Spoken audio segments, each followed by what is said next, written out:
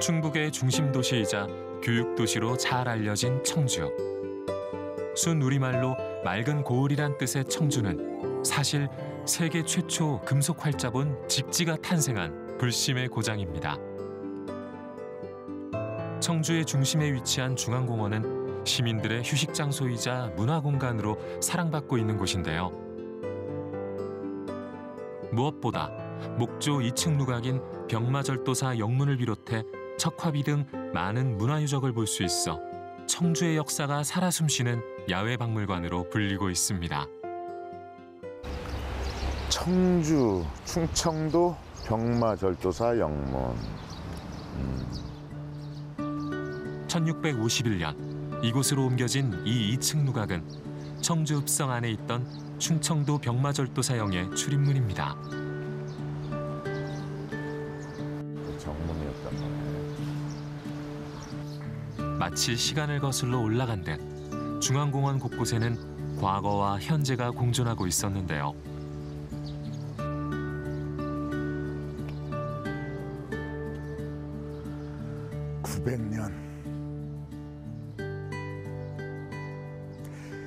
아는 만큼 보인다.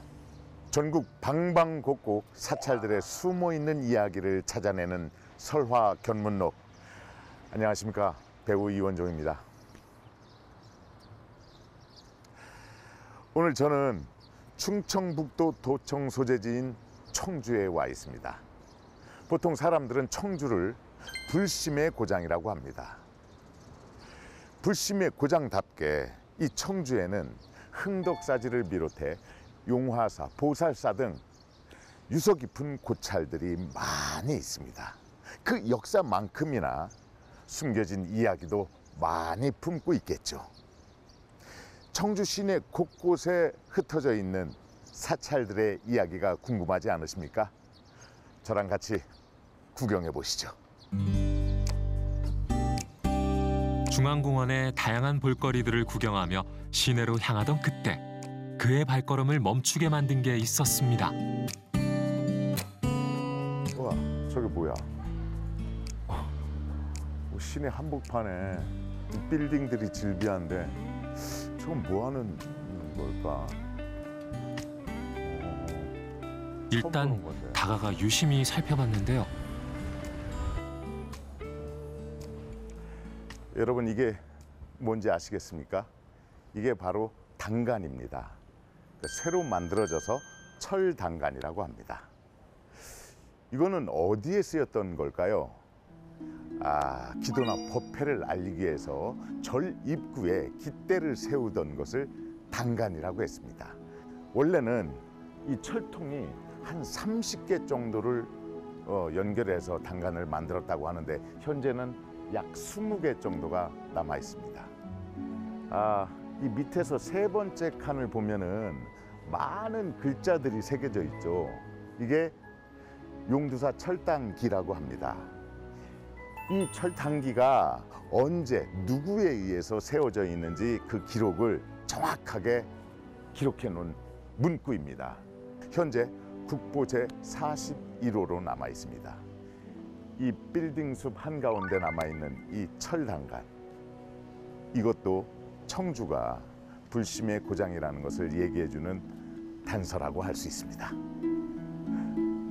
고려 광종 때부터 1000년이 넘는 세월 동안 한자리에 서서 사라진 용두사의 존재를 알려주는 철단간의 여운을 간직한 채 청주하면 빼놓을 수 없는 청주의 젖죄. 갈대가 무성합니다. 와, 이 갈대밭이 무심천으로 향했습니다. 무심천. 이 청주를 동서로 양분하는 이 하천의 이름에서도 불심이 느껴지지 않습니까?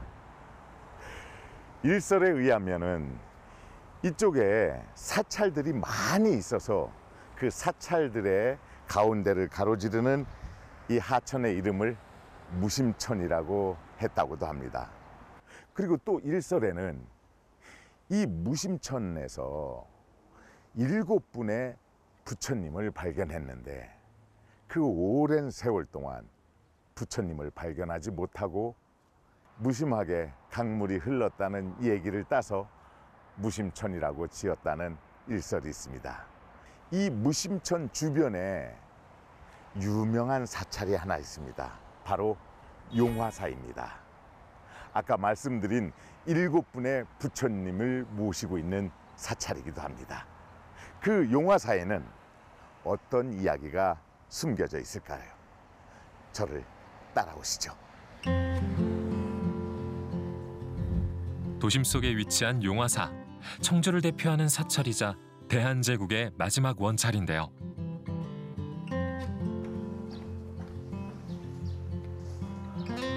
용화지문, 드디어 이 무심천 바로 옆에 위치한 용화사에 도착했습니다.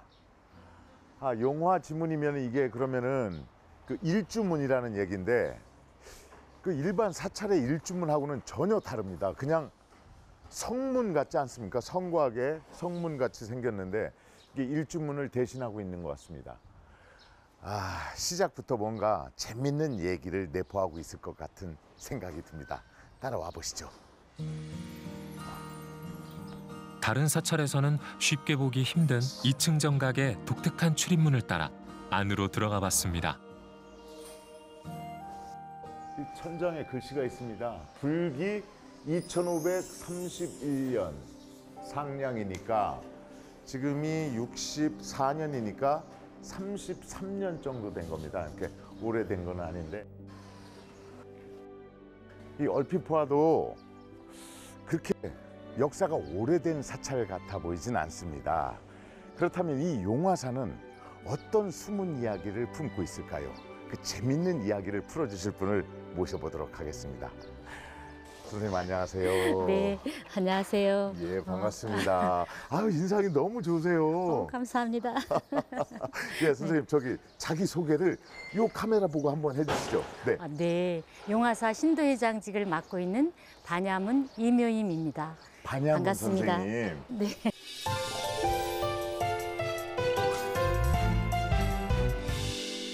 신도 회장, 제가 회장님이라고 부르면 될까요? 그냥 뭐 반야문이라고 하셔도 됩니다. 예. 우리 회장님께서 네. 이렇게 딱 앉아 계시면은 많은 분들이 오셔서 그냥 앉아서 얘기하는 것만으로도 큰 불심이 오실 것 같아요. 너무 진짜요? 인자하게 생기셨습니다. 아니에요. 너무 감사합니다. 잘 봐주셔서. 고맙습니다. 회장님, 제가 네. 이 프로를 하다 보니까 네. 전국 각지에 있는 사찰들을 막 왔다 갔다 하게 되는데, 그러시죠. 이 용화사를 네. 대충 어림잡아도 한 10대 개 이상이 되는 것 같아요. 그렇죠. 이 용화라는 뜻이 뭘 품고 있길래 용화사가 그렇게 많을까요? 용화라는 말은 예. 미륵 부처님 세상을 말해요. 아하. 미륵 부처님께서 네. 3번의 설법을 통해서 중생들을 구제해서 예. 용화 미륵 정토를 구현하죠. 그 그래서 힘들고 미륵 세상을. 그렇죠. 아. 힘들고 어려운 중생들이 예. 이 미륵 부처님 세상을 염원하면서 용화사라는 이름을 많이 씁니다.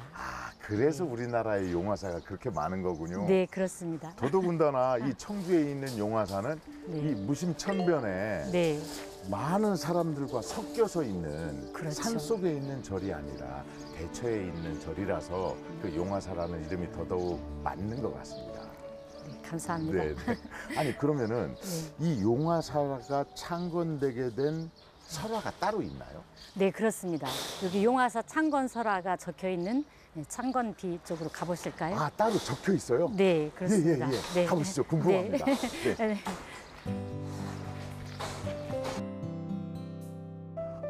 이거군요. 네, 이게 창건설화. 예, 청주 용화사 중창불사 연기문.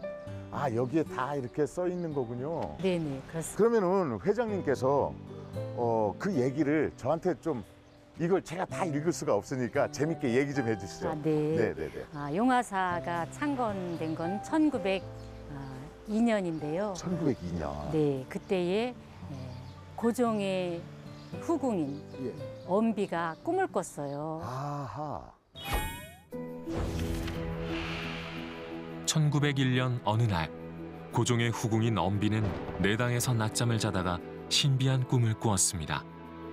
꿈에서 천지가 요동치는 소리에 놀라 밖으로 나가보니 7빛깔의 선명한 무지개가 내당을 비추고 있었습니다.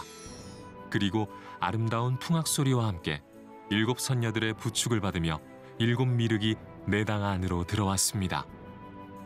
놀란 엄비가 절을 하자 7 미륵은 우리가 어려움에 처해 있으니 큰 절을 지어 구해달라며 눈물을 흘렸고 그 사정을 청주군 지주에게 물어보라고 한 뒤 호련히 서쪽 하늘로 사라졌습니다. 독실한 불교 신자였던 엄비는 이를 고종에게 고하고 이에 고종은 청주지주 이희복에게 어명으로 조사를 지시했는데 청주지주인 그 역시 3일 전 같은 내용의 꿈을 꾸었다며 놀라워했습니다. 어명을 받은 이희복이 곧장 사람들을 서쪽의 큰 늪으로 보내 조사를 해보니 무심천의 늪에 묻혀있던 석불 하나가 발견됐습니다. 그날부터 7일 동안 꼬박 물을 퍼내자 무심천에서 모두 7개의 석불이 나타났는데요. 엄비는 너무 신비하고 기뻐 이희복에게 그곳에 절을 세우고 칠부를 모시도록 했는데 그곳이 바로 지금의 용화사입니다. 아, 그럼 회장님, 그 7 부처님을 무심천에서 건져 올려서 어느 전각에다가 모셨을 거 아니에요? 그렇죠. 빨리 보고 싶습니다. 어디에 계십니까? 저를 따라오시죠. 네, 가시죠. 특이하게 2층 전각이네요. 이 현판도 다르고 위는 삼불전, 아래는 용화보전. 아, 이렇게 양쪽으로 2층으로 나눈 이유가 있을까요? 아니, 안에는 통입니다. 아, 겉에는 2층으로 보이는데 네. 안에 들어가면 그게 하나다. 그렇습니다. 아, 그러면은 충분히 분명한 이유가 있을 것 같은데. 아, 여기 안에 예. 모신 석가모니 부처님, 예. 미륵 부처님, 또 약사열애. 약사열애 부처님은 예. 돌로 다 만드셔서 갖고 아. 그 크기가 엄청 큽니다. 아, 그래서 1층 전각으로는 그분들을 다 모실 수가 없으니까. 제일 큰 부처님이 높이가 5.5m나 아, 되니까요. 5.5m요. 네, 그렇습니다. 아, 그럼 직접 가서 보도록 하겠습니다. 예, 가시죠. 아. 회장님, 근데 네. 다른 석등이나 석조물과 달리 이 탑은 많은 세월이 느껴지는데 이게 뭐 특별한 탑입니까? 아, 이 석탑은 예. 고려시대 석탑으로 추정하고 있습니다. 아, 그럼 그렇지. 원래는 3층 석탑이었었는데 네. 지금은 1, 2층 옥계석과 옥신만 남아있죠. 아, 여기 옥계석하고 옥신만.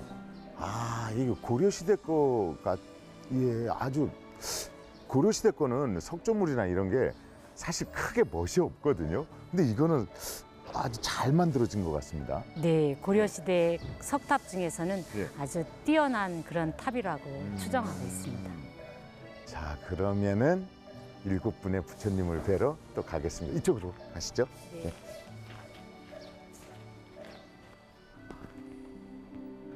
용화사의 대표적인 전각인 용화보전은 칠존 석불을 모시기 위해 1995년에 지어졌습니다.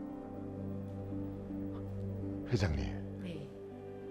드디어 제가 네. 전설 속 이야기로만 듣던 그 전설 속의 불상들을 제 눈으로 직접 보게 됩니다. 제가 이 자세히 보니까 이 왼쪽에 계신 분은 약사열애 부처님, 그리고 가운데 계신 분이 미륵 부처님, 그리고 석가모니 부처님 같은데 아까 분명히 7구라고 했는데 왜 3구만 계십니까? 아, 원래는 용화보전에 예. 7구가 모셔져 있었어요. 네네네. 근데 2008년에 극락전이 완성되면서 4분의 부처님은 극락전으로 옮겨서 봉안을 했습니다. 아, 이게 7분을 다 모시기에는 전각이 그렇게 크지도 않고, 아, 그래서 이렇게 2층으로 그러니까 천장이 높아서 저 5.5m에 달하는 미륵 부처님이 이렇게 딱 계신데 아주 안정감이 있고 보기에도 너무 좋습니다. 그렇죠. 예. 네. 아, 근데 회장님, 네. 이 고려시대 때 만들어졌다는 이 불상들이 네. 왜 그 무심천변에 묻혀 있었을까요? 아, 신라말 고려시대에 예. 산회사라고 밝혀졌습니다. 산회사. 네, 산회사. 산회사. 네, 그게 밝혀졌거든요. 예. 산회사는 신라 선덕여왕대의 70칸 규모의 사찰로 창건되어 신라 화랑들의 심신단련과 군사들의 충성을 맹세하는 도량으로 활용되었다고 전해지는데요. 그 후 여러 차례 병화로 인해 법당은 소실되고 미륵불은 대홍수로 인해 무심천에 묻혔다고 추정되고 있습니다. 세월이 흘러 1995년 용화사 부근에서 발굴한 청동반자의 명문 판독 결과 이곳이 과거 산회사였음이 밝혀졌습니다. 근데 회장님, 네. 이분들이 이 불상이 네. 뭔가 특이하다고 그러던데 또. 석가모니 부처님 뒤편으로 이렇게 들어가 보면 예. 네, 특이한 부처님이 계십니다. 보살상이 계십니다. 다른 보살상이 계시다고요? 네, 네. 저 한 분의 몸에 네. 다른 분도 계시다는 건가요? 그렇죠. 그렇습니다. 저 이런 것은 처음 보는 것 같은데? 빨리 가서 보시죠. 네네네. 그 아까 삼불상 뒤편에 그러니까 네. 3,000불이 모셔져 있는 거네요. 그렇죠. 그렇지만 예. 여기 이렇게 석가모니 부처님 뒤편에 유등보살이 이렇게 새겨져 계십니다. 와, 회장님. 네. 저는 이런 건 처음 보는 것 같은데, 그러니까 아까 앞에서 뵀던 석가모니 부처님의 등 쪽에. 네, 그렇죠. 그럼 이분은 뭐라고 부르나요? 유등보살님이세요. 유등보살님. 유등보살님은 예. 연등부처님 시절에 예. 수행자로서 수행을 하셨던 분인데 예. 연등부처님께서 예. 그 유등보살에게 너는 미래세에 부처님이 되리라 이렇게 수기를 주셨어요. 부처님의 전신이라고 할 수가 있습니다. 그러니까 이게 그냥 일반 그 스님의 인자한 모습이에요. 그렇죠. 그리고 이 큰 그 돌에 이렇게 새겨놓은 그 이 소매자락이나 옷자락이 굉장히 아주 자세하게 잘 표현되어 있네요. 그렇죠. 아주 섬세하게. 네. 저는 지금까지 그렇게 다녀봤는데 그 뒤편에 유등보살을 새겨놓은 것은 진짜로 처음인 것 같아요. 네, 처음 저도 여기 우리 회장님도, 유일하다고 예. 알고 있습니다. 그렇죠. 네. 많은 절 다녀봤지만 네. 이런 경우는 처음입니다. 그러니까 이 용화사는 전각은 1902년도쯤에 이렇게 지어졌지만은 네. 안에 모시고 계신 분들이나 부처님이나 아니면 그 역사로 보면은 거의 1000년이 넘는 유구한 역사를 가진 절이라고 할 수 있네요. 그렇죠. 네. 신라 말 그래. 고려 시대를 쭉 이어서 네.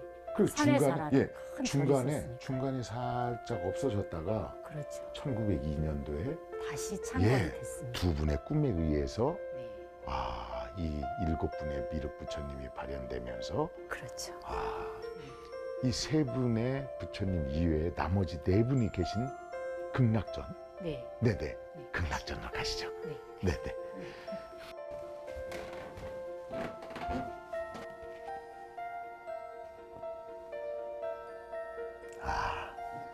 여기에 계시구나.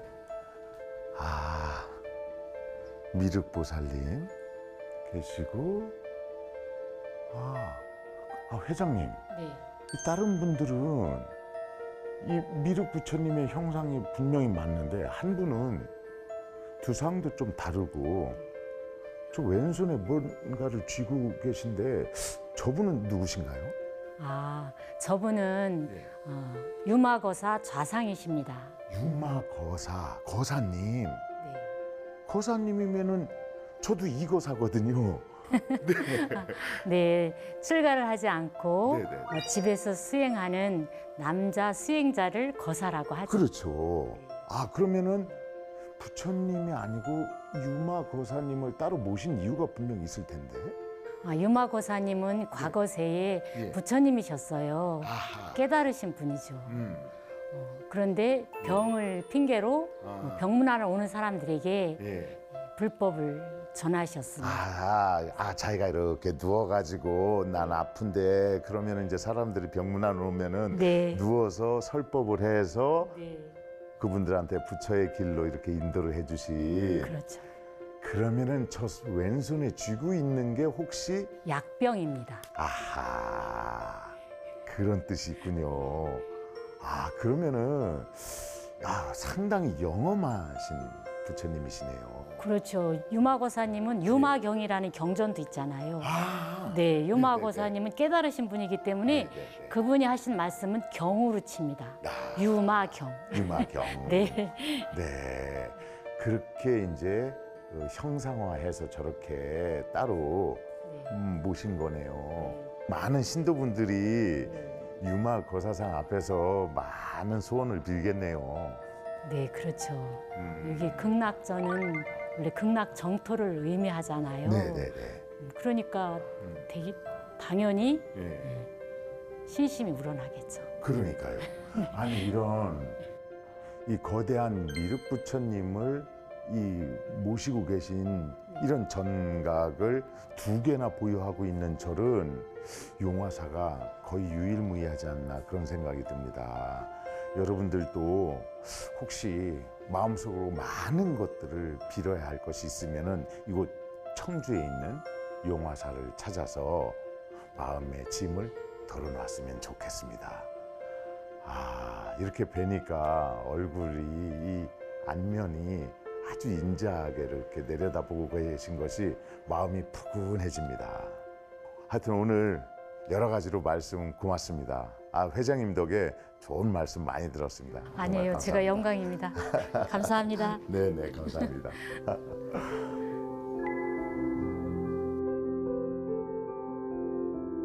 유등보살과 유마거사상이 돋보이는 청주 용화사는 도심 속 사찰로 삶에 지치고 힘든 중생들의 마음의 안식처로 이 청주 지역의 명실상부 중심 사찰로 자리 잡고 있습니다.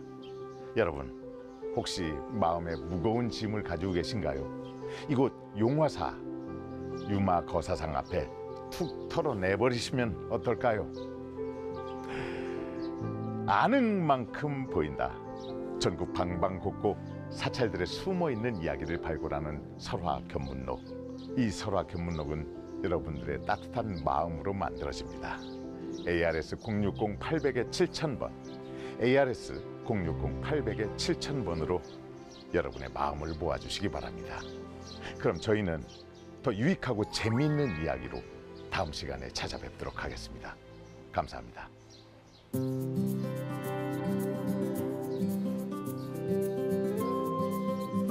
인고의 세월을 이겨낸 칠존 미륵불이 자리하고 있는 청주 용화사. 도심 속 전통 사찰로 늘 불자들 가까이에 있습니다.